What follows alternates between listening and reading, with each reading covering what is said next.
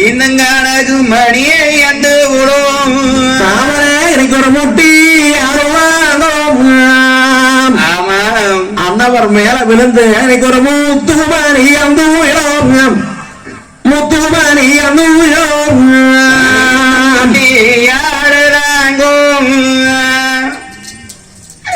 அன்னவர் மேல இந்த முத்து மாலை அண்டு விடும் முத்து மாலை அண்டு விடும் தாமரை கவனிச்சி அன்னவர் மேல விழுந்து உருண்டு பிறந்தழுதால் உத்தமையும் தாமரை அப்படி வாழுகின்ற பொழுதோ எங்க தாமரை கவனிச்சியும் தானே கணவனை இழந்துவிட்டு கண்ணியால் வாழ்வனா மன்னவனை இழந்துவிட்டு மங்கை பெண்ணால் வாழ்வனா என்று தாமரை கவனிச்சி அன்னவர் மேல விழுந்து வாய்விட்டு அழுகிறாங்க. அப்படி வாய்விட்டு அழகையிலே என் தாமரையுடைய வல்லுயிரப்ப பிரிந்து போனது. அப்ப அன்னவர் மேல தாமரையும் விழுந்து ஓட்டது ஓட்டமாற கிடக்கிறாங்க, வெச்சது வெச்சமாற கிடக்கிறாங்க. அப்ப தங்காமரவி ஓடி ஓடியாந்து ஐயோ அம்மா ஏனம்மா பேச மாட்டேங்கிறீங்க என்று தட்டி எழுப்புறாங்க. அப்படி எழுப்பியிலே தாமரையும் கரளாகதி அடைந்து விட்டார். பெரியவையன் நாடிகளை பிடித்து பார்க்கின்ற பொழுது தாமரைக்கும் நாடிகள் ஓட்டமில்லை, விரலும் விரசல் அல்ல விரல் நாடிகள் ஓட்டமில்லை. அப்ப சொன்னார் பெரியவையன், ஐயோ சாமி என்னமோ தெரியலீங்க சாமி, பெரிய கவர்னர் தான் ஆண்டு போனாங்கன்னு சொல்லி அழுத போம்பையிலே நம்ம தாமரை கவனிச்சியும் அன்னவரும் மேல விழுந்து அவைகளும் ஆண்டு விட்டாங்களே சுவாமி என்று சொல்லி தகவலை சொன்னான் பெரியவையன்.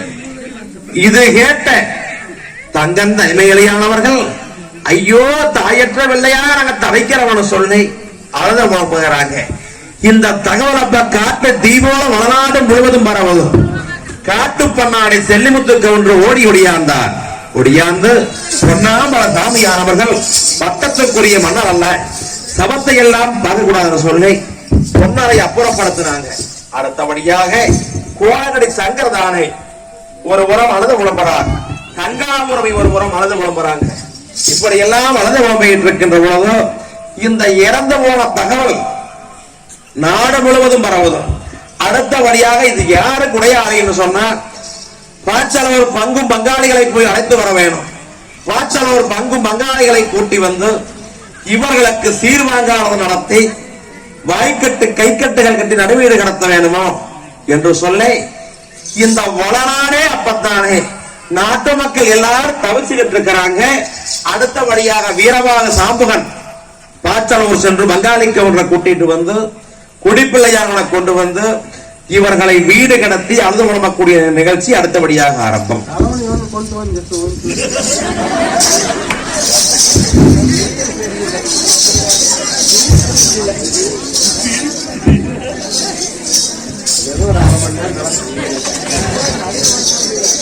இந்த நேரத்தில் சாமிகளே நல்லா பொழைச்சு புகா மணந்தவர்கள் உன்னுடைய தருமன் தாமரைக்க விடச்சி இவர் ரெண்டு பேரும் மாண்டு அடைந்து விட்டார்கள்.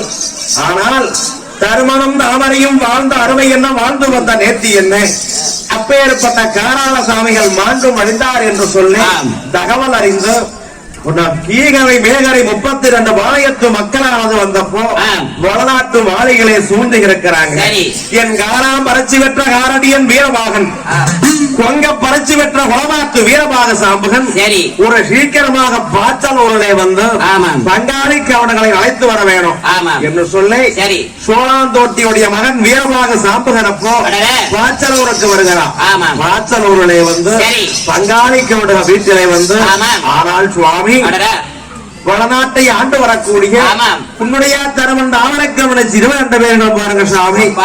ஆயுள் காலங்கள் முடிஞ்சு போச்சுங்க சாமி. என்னவோ தெரியல இன்னைக்கு காடுகரையானது போயிட்டு வந்த பெரிய கவுண்டர் கை சோர்ந்து மெய் சோர்ந்து நடத்த முடிதான் சோர்ந்து சப்பரம சாட்சி படுத்தாங்க சாமி. சாட்சி படைச்சவர்கள் படுத்ததும் அடுத்த வாக்கிலேயே அவையா மாண்டு மடிச்சு போனாங்க சாமி. ஆமாங்க சாமி, அவையதான் மாண்டு போனாங்கன்னு சொல்லி அழுது குழம்புகிற தாமரை கவனிச்சியும் பாருங்க. அந்தவர் மேலே விழுந்து அழுத புலம்புகின்ற பொழுது நம்ம தாமரை கவனிச்சிக்கும் வாய்விட்டு அழகிற வல்லுயிர் போச்சுங்க சாமி. 2 பேரும் சேர்ந்து இருந்து போனாங்க சாமி. அப்ப நீங்க தான் யசமாங்க பங்காளி யசமாங்க ஏன் சாமி, நீங்க தான் பங்காளி யசமாங்க. ஆமா ஆமா, ஒரு சீக்கிரமாக நீங்க எல்லாம் வந்து ஆக வேண்டிய காரியத்தை பார்க்கணுங்க சாமி. சரி. நம்ம வீட்டுக்கு தான் முதல்ல வந்தது எவ்வளவு சொல்றதுக்கு. ஏப்பா என்ன உடனே வந்துடுறோம். ஆமா வாங்க ஆமா வந்துடுறோம் சீக்கிரம் வாங்க என்று சொல்லி தகவலை சொன்னான் வீரபாகு சாம்புகன். அப்ப பாச்சலோட பங்கும் பங்காளிகள் வியாபாரிகளும் தானே வளநாடு வந்து உன்னுடையாக்கம் ராமரக்கம் செய்யறவனுடைய இந்த ஈம காரியத்தில் கலந்து கொண்டு இவர்களை வாய்க்கட்டு கை கட்டுகள் கட்ட வேணும், நடுவீடு கடத்த வேணும் என்று சொல்லி குடிப்பிள்ளை ராவிதரை கூப்பிட்டு அப்ப உடையாத்தரவன் ராமரக்கவனுக்கு வாய்க்கட்டு கை கட்டுகள் கட்டுறாங்க, நடுவீடானது கடத்தி மோட்ச வழக்கானது வளர்த்தி வச்சு அப்ப தேங்காய் மரமானது உடைச்சு வச்சு பங்கும் பங்காளிகள் நீர் மாவி போட்டு அப்ப வளநாட்டு மாளிகளை யாவரும் அழுத புலமையிட்டு இருக்கிறாங்க. இந்த நேரத்திலே என்ன இருந்த போதிலும் உன்னுடையாத்தரவன் ராமரக்கவன் செய்ய சொன்னா பெரிய ஒரு வெறியாதிக்கும்.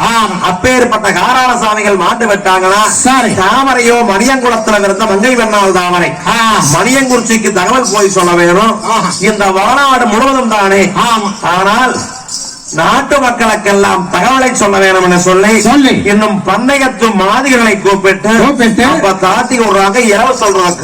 இப்படி இருக்க வளநாட்டு மாளிகையிலே பொன்னாமலசாமி பட்டத்துக்குரிய மன்னர் அவர் வந்து சவத்தை எல்லாம் கண்ணு வாங்கக்கூடாது. அதனால அப்புறப்படுத்த அந்த புறத்துக்கு பொன்னாமலசாமி கோடகடி சங்கர் முன்னால இருந்து இளவு கண்டுகிட்டு இருக்கிறாங்க. பங்கும் பங்காளிக்கு ஒன்று கூட துணைக்கி இருக்கிறாங்க. பங்காளிக்கு ஒன்று மனைவி மக்களும் சங்காய் யாவரும் வடநாட்டு மாலையில் அழகு புலம்பிட்டு இருக்கிறாங்க. சுவாமிகளே இந்த நேரத்திலே தாங்கள் கொடுத்து வாழ்த்தக்கூடிய வாழ்த்துவான்களை எல்லாம் வாழ்த்தும்படி